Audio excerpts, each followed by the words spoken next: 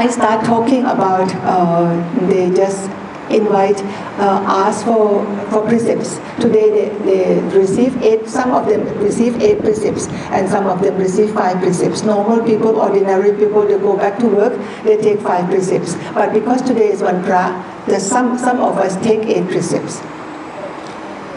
The formula which they invite is Pisaranena Saha. Pisaranena is the triple gems, Buddhang Saranang Kachami, Dhammang Saranang Kachami, Sanghang Saranang Kachami, come together with the precept.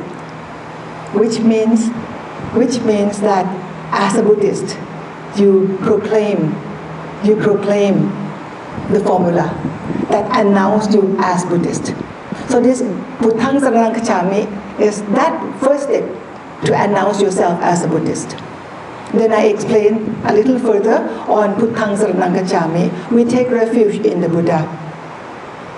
Because we believe that Prince Siddhartha, one time, he was enlightened. His enlightenment was real. We believe in that enlightenment.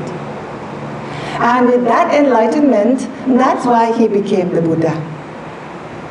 But that enlightenment which the Buddha was enlightened was the kind of spiritual knowledge that he himself discovered.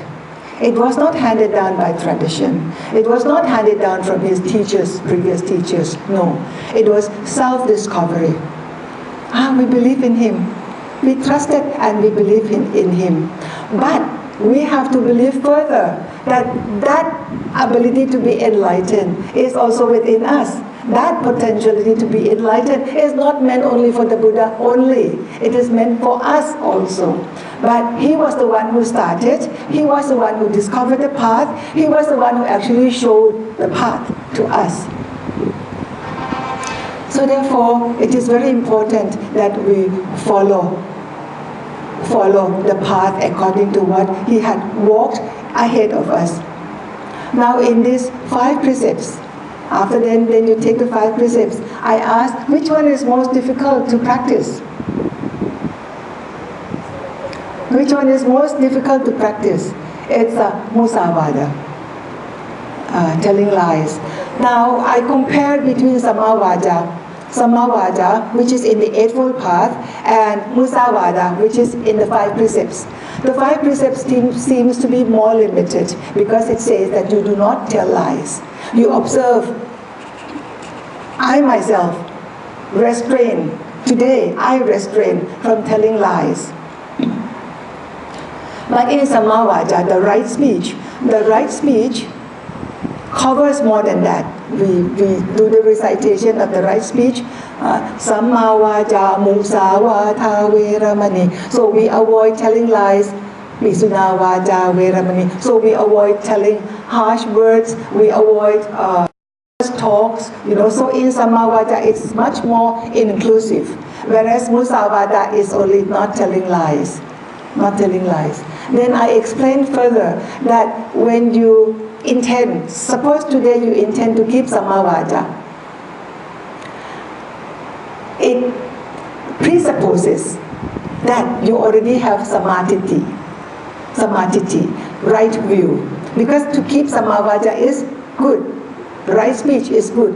You start with samadhi, you have right view. That's why now you intend to keep right speech, Sammavada.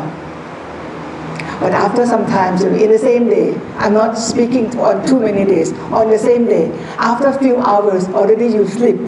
What you need to help you, to strengthen you to be on this Sammavada is Sammasati. You have to be mindful, the right mindfulness to keep you on the track.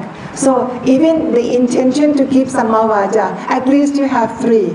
Samadhi, the right view, Sammavada, the right speech, and also right meditation, right sati, mindfulness. So,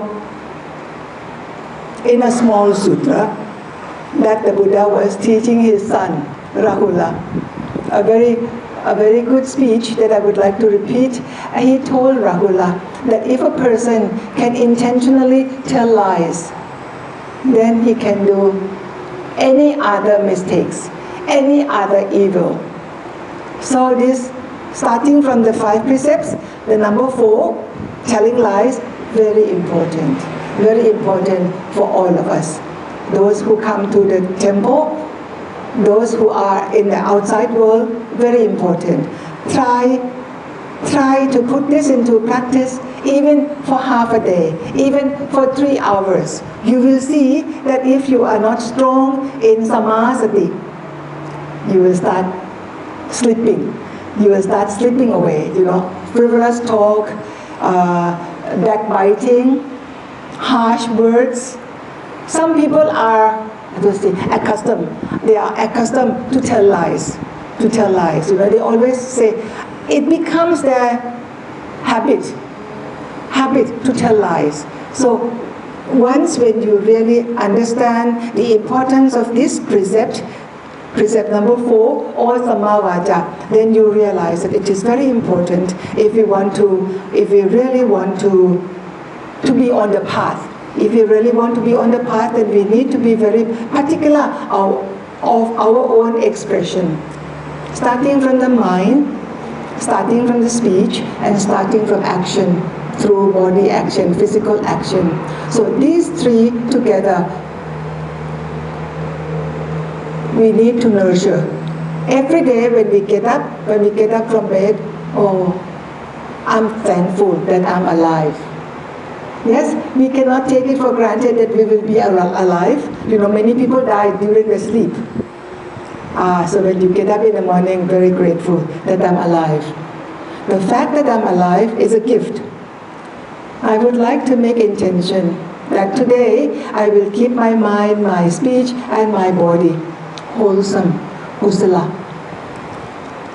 Chit, vaja, and kai, wholesome all day.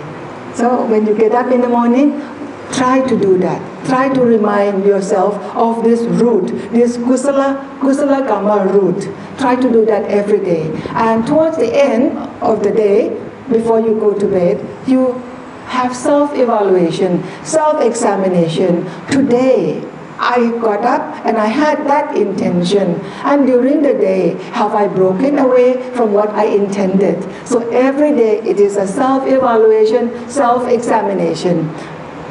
When we do like this, our spiritual practice will grow. So always have self-examination, and slowly you will be on the right path. So I wish you all happiness, and wish you all that you see the path clearly, and that you are on the path that the Buddha actually provided us, showing us the way long time ago, 2,600 years ago. He had showed this path. Yet we have been so negligent. We have not been following his path diligently. So we will be more mindful in this practice. Thank you.